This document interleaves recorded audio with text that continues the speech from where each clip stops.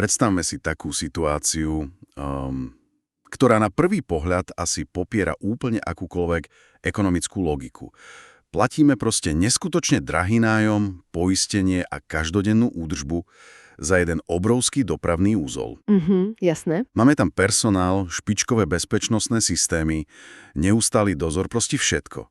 Ale je tu jeden fatálny problém. Ten úzol je úplne prázdny. Presne. Nič cezeň neprechádza. Hej, nic. A aby toho náhodou nebolo málo, tak na samom konci tohto nášho drahého úzla je mýtnica. Ale tu vlastní zahraničná súkromná firma. No a tá nielenže zhrabne všetky zisky, ale ešte si aj sama diktuje ceny. Presne tak. My na tie ceny nemáme absolútne žiadny dosah. Znie to proste ako nejaký absurdný experiment, ale reálne toto je surová realita slovenskej ropnej infraštruktúry. Dnes sa teda ponoríme do tohto obrovského paradoxu na základe analyzovaných zdrojov o rope na Slovensku. Je to tak, ten obraz s tou mýtnicou, čo bol spomenutý, je mimoriadne presný. Z hľadiska takého toho stredoeurópskeho uvažovania sme totiž 10 ročia žili v akejsi paradigme. Že ropa je ten najdôležitejší strategický bod, že? Presne, že surová ropa a najmä tá masívna infraštruktúra s ňou spojená je tou ultimátnou výhodou. Vnímalo sa to proste tak, že kto má rúry v zemi, ten má moc a bezpečnosť. Lenže dnešná realita je asi úplne niekde inde. Absolútne. Keď sa na tento systém pozrieme čisto cez prízmu ekonomiky a fyziky, tak zistíme, že to, čo sa kedysi považovalo za pilier bezpečnosti, je dnes skôr, taká finančná čierna diera. A tu treba hneď na úvod povedať našu dnešnú misiu. My tu nejdeme hodnotiť nejaké politické rozhodnutia ani sa stavať na jednu či druhú stranu. Nie, vôbec. Pôjdeme tejsne po mechanizmoch, presne ako to rozoberajú zdroje. Pozrieme sa na tú údržbu takýchto kolosov, aká je tam tá asymetria rizika a aké sú logistické alternatívy. Takže poďme si to rozobrať hneď od podlahy. Začníme pri tom najväčšom kuse kovu v celej tejto rovnici a to je ropovod Družba. Náš historický gigant. Historicky gigantické inžinierské dielo, doslova energetická tepna z východu na západ. Lenže vojna a sankcie ten tok v podstate zastavili. Čiže dnes tu máme obrovskú, stovky kilometrov dlhú rúru v zemi, cez ktorú netečie, takmer nič. A to je ten hlavný kameľ úrazu. Z laického pohľadu by sa dalo povedať, že OK, ropa netečie, tak to proste zamkneme, zhasneme svetla a počkáme. Prečo to generuje neustále straty? Veď prázdna rúra predsa nepýta jesť, nie? No, toto je veľmi častý omyl. Ropovod totiž nie je záhradná hadica, ktorú stačí odložiť do garáže, keď sa nepoužíva. Fyzika a chémia tu jednoducho nepustia. Aha, takže to degraduje. Rýchlo a brutálne. Oceľ uložená v zemi je neustále vystavená vlhkosti a blúdnym prúdom. To znamená, že okamžite začína korodovať. Aby sa ten systém nerozpadol a nespôsobil trebárs ekologickú katastrofu, musí byť udržiavaný pod tlakom. Počkať, takže do prázdnej rúry sa musí niečo tlačiť? Áno, a navyše si to vyžaduje aktívnu katodovú ochranu. To je systém, ktorý do potrubia neustále púšťa elektrický prúd, aby sa zabránilo hrdzaveniu. Fú, to znie draho. A to je len začiatok. Ďalej tam máme pravidelné defektoskopické kontroly. Do rúry sa posielajú tzv. Inteligentné čistidlá. Inteligentné čistidlá. Tu si mám predstaviť ako nejaké robotické vysávače v rúre? V podstate áno, sú to špeciálne zariadenia, ktoré skenujú hrúbku steny a hľadajú mikrotrhliny. K tomu si pridajte nepretržitú strážnu službu, údržbu prečerpávacích staníc, platy stoviek inžinierov a nájmy za pozemky. Jasné, pozemky, pod ktorými to vedie, tiež nie sú zadarmo.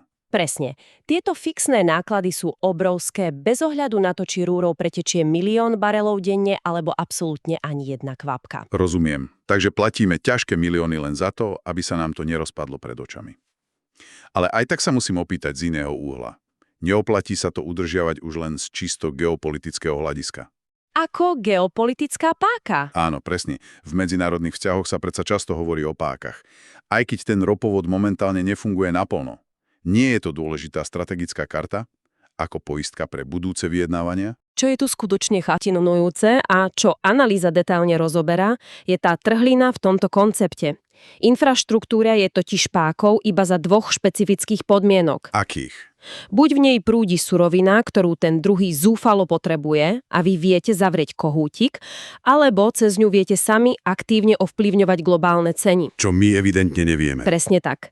Keď je ropovod prázdny a dodávateľ tok zastavil, táto páka úplne prestáva existovať. Je to len mŕtvá oceľ. Udržiavať to za desiatky miliónov eur ročne len kvôli ilúzii, že to možno raz bude nástrojom, no nedáva to zmysel. Je to proste ako vlastniť kľúče od trezoru, o ktorom všetci navôkol vedia, že je prázdny. Výborné prirovnanie. Nikoho s tým neohrozíte ani nepresvedčíte. Zvlášť keď sa celá Európa systematicky odkláňa od tohto zdroja. No, takže páka to nie je to fakt skôr kotva. Ale posúďme sa o krok ďalej k sekcii, ktorú zdroje opisujú ako ten najväčší paradox. Alebo aj keby sme ten ropovod zajtra zázračne naplnili surovou ropou, narážame na obrovský problém. Na problém spracovania. Presne. Surová ropa je pre štát sama o sebe úplne bezcenná.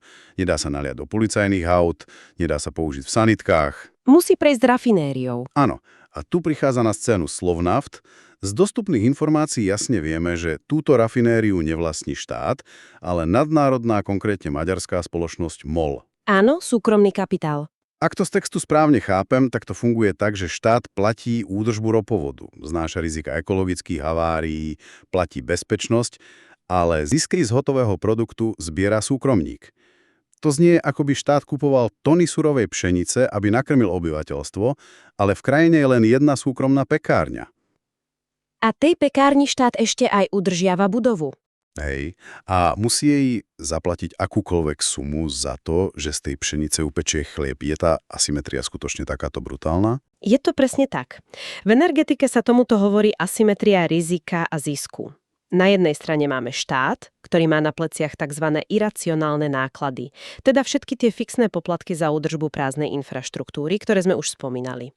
A na druhej strane je ten súkromný subjekt. Ktorý má monopolné postavenie v rámci územia. Tento subjekt má absolútnu kontrolu nad cenotvorbou hotových produktov. Štát vôbec nerozhoduje o tom, za koľko sa bude predávať benzín na pumpách ani kam sa bude vyvážať. Počkať, ale štát predsa z tej rafinérie vyberá dane, nie? Takže nejaký benefit tam musí byť. Nie je to len čistá strata. Jasné, dane plynú do pokladnice, ale to vôbec nerieši ten základný infraštruktúrny nepomer.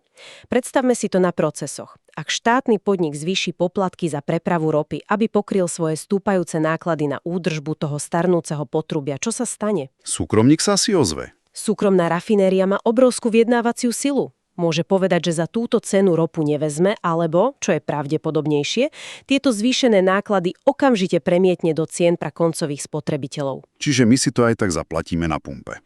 Presne. Štát je tak držaný v šachu vlastnou snahou udržať strategický podnik pri živote. Je to dokonalá ukážka toho, ako sa zisky privatizujú, zatiaľ čo riziká zostávajú na pleciach daňových poplatníkov. Takže sa nám tu vynára jedna obrovská otázka. Ak je to také evidentne nevýhodné, prečo v tom preboha pokračujeme? Nie je to len klasický prípad utopených nákladov, teda, že je ťažké opustiť niečo, do čoho sme už investovali dekády práce a peňazí. Ak si to spojíme so širším kontextom fungovania štátnej správy, tak odpoveď je jednoznačne áno. Ten klam utopených nákladov je tu extrémne silný. Do tohto systému sa 10 ročia nalievali miliardy korún a neskôr eur. Boli to obrovské politické projekty? Presne tak. Pre akéhokoľvek predstaviteľa štátu je politicky takmer nemožné postaviť sa pred verejnosť a povedať na rovinu, že táto inžinierská pýcha je dnes už len drahý šrot a musíme to zavrieť. Čiže my to neudržiavame preto, že by to dávalo ekonomický smysel, ale skôr zo zvyku. Áno, prevládne inštitucionálna zotrvačnosť. Zmluvy sa predĺžujú, rozpočty sa schvajujú z roka na rok, lebo je to tá cesta najmenšieho odporu. Rozhodnutie o likvidácii by si vyžadovalo prevzatie obrovskej politickej zodpovednosti. Je oveľa jednoduchšie platiť tichú každoročnú údržbu, ako urobiť hlasný rez. Presne tak. No dobre, prichádzame teda k bodu zlomu. Keď už vieme, že starý systém je poháňaný len tou zotrvačnosťou a generuje straty, text ponúka celkom radikálne, no veľmi pragmatické riešenie. Ostrihnúť závislosť na surovej rope. Hej, presne to. Prestať sa hrať na spracovateľov a stať sa smart nákupcami. Tuto začína byť skutočne zaujímavé. Riešením má byť nákup hotových palív priamo od producentov v EÚ. Ale tu sa musím opýtať na logistiku. Je vôbec možné prejsť zo dňa na deň na takýto model? Na prvý pohľad sa zdá, že jedna veľká rúra musí byť logisticky jednoduchšie ako tisíce vagónov s hotovým palivom. Ale zdroje argumentujú inak. Prečo? Surová ropa má jeden zásadný problém. Nie je to univerzálna tekutina. Sú rôzne typy, ľahká, ťažká, sladká, kyslá. A rafinéria je vždy technologicky nastavená na špecifický typ. Čiže nemôžem len tak doniesť inú ropu? Presne. Ak vypadne dodávateľ, povedzme z východu, nemôžete do toho zariadenia len tak naliať ropu z Nórska. Vyžaduje si to rekonfiguráciu procesu, čo trvá roky a stojí obrovské peniaze. Je to strašne neflexibilné. Zatiaľ, že pri hotových palivách je to inak. Úplne inak. Hotové palivá podliehajú prísnym európskym normám, konkrétne norme EN 590. Aha. Čiže nafta je proste nafta, nech je odkiaľkoľvek. Presne tak. Je úplne jedno, či ju vyrobili v Rotterdame, v Rakúsku alebo v Poľsku. Je to štandardizovaný produkt. A logistika vôbec nie je problém, pretože Európa už má mimoriadne hustú sieť produktovodov, železníc a terminálov na hotové palivá. Takže by sme preskočili ten stredný krok. A získali by sme obrovskú agilitu. Keď štát nakupuje hotové palivo na tzv. Spotovom trhu, ak má jeden dodávateľ haváriu, štátny nákupco dvihne telefón a v ten istý deň presmeruje dodávky od iného dodávateľa. Čiže flexibilita vo výbere dodávateľov je vlastne skutočnou formou energetickej bezpečnosti. Oveľa viac, než byť závislý na jednej rúre a jednom spracovateľovi. A hlavne, nakupuje sa len toľko, koľko sa reálne spotrebuje. To znie mimoriadne racionálne, ale a tu sa dostávame k ďalšej obrovskej téme z textu. Zavedenie nákupu hotových palív znamená, že tá stará infraštruktúra už definitívne stratí zmysel. Čo s ňou budeme robiť?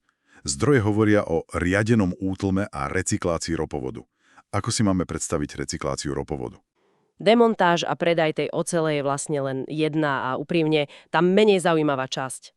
Jasné, oceľ do zberu. A tá zaujímavejšia. Skutočná hodnota sú tzv. Ochranné pásma a líniové koridory. Predstavte si, že dnes chcete pripraviť projekt, získať povolenia a vysporiadať pozemky pre stovky kilometrov dlhý úsek naprieč krajinou. To je proces na desiatky rokov. A my ho už máme hotový a vyčistený? Presne. Tento ropovod už ten koridor legálne má. Recyklácia v modernej energetike znamená, že tento koridor využijeme pre infraštruktúru budúcnosti. Aha, takže napríklad na čo? Môžu sa tam natiahnuť vysokokapacitné optické siete, vysokonapäťová vedenia pre distribúciu elektriny z obnoviteľných zdrojov alebo časom možno potrubia na zelený vodík. To je vlastne geniálne. Z nevyužitého ropovodu by bola technologická diaľnica? Čo to teda všetko znamená pre ľudí? Hlavne je reálne zobrať ľudí, ktorí celý život pracovali na ropovode a preorientovať ich na obnoviteľné zdroje? Toto vyvoláva veľmi dôležitú otázku a prechod z jedného odvetvia do druhého samozrejme nesmie byť ponechaný náhode. Štát musí aktívne riadiť túto transformáciu. Riadený útlm, ako sa píše v zdrojoch. Presne. Ak štát prestane nalievať milióny do prázdnych rúr, ušetrené peniaze musia ísť do rekvalifikačných programov. Tí technici rozumejú zložitej hydraulike, tlakovým systémom, majú inžinierské myslenie, ktoré dnes zúfalo chýba, napríklad pri budovaní batériových úložisk alebo smart sietí. Čiže ich nenecháme na dlažbe, ale dáme im prácu, ktorá má zmysel. Áno, udržiavať ich na pozíciách, kde len lešťa stroje, ktoré nič neprodukujú, je proste mrhanie ich talentom. Dobre, blížime sa k záveru, takže poďme si tie nitky nejako spojiť.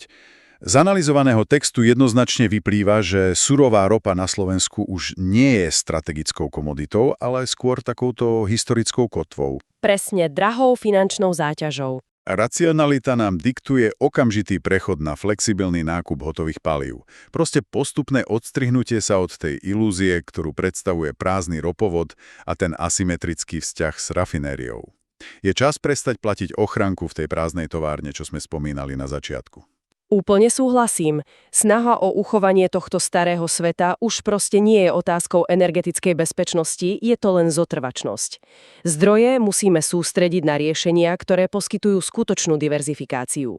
Surová ropa je v tomto kontexte naozaj minulosťou. Než tento náš dnešný ponor do zdrojov definitívne ukončíme, chcem tu nechať jednu takú provokatívnu myšlienku na zamyslenie. Niečo, čo stavia na týchto dnešných dátach, ale ide ešte trochu ďalej.